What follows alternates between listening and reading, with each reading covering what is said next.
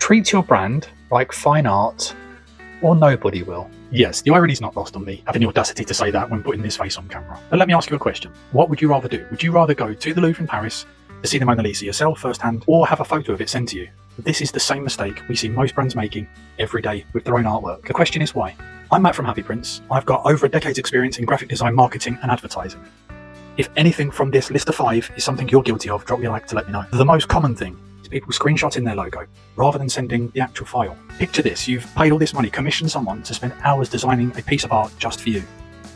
Rather than send the original, you'll take a photo every single time. The best thing to do, if you're not sure, is just ask the company, what files do you need, rather than sending the wrong ones. Something as a company we actively encourage is people designing their own items for print. The biggest issue with that can be you've made it to the wrong size and we need to reshape it, resize it for you. So best practice, always keep an editable file of a design you've made, just in case. CMYK versus RGB.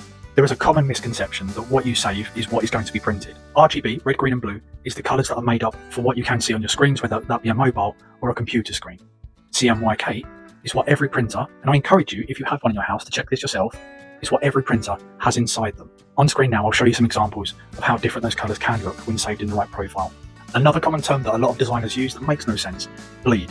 Take a pair of scissors to something that you've got around the house and then try and finely cut around the outside. It's not that easy. That's all we're asking for in return. It's just a bit more space. We're not cutting off that text or your QR code or half your husband's face in a picture. I've covered in a lot of videos recently, and that's copyright and trademark.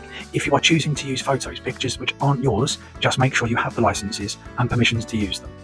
A lot of sites like Canva have royalty-free pictures. That's the important word that you need to look for, royalty-free. If they aren't, just don't use them. Future you will thank you for paying attention to these 5 basic things for print and design. I hope you found this useful. Drop me a like, leave me a comment if you need any advice on print and design. I'm here to help. Thanks for watching.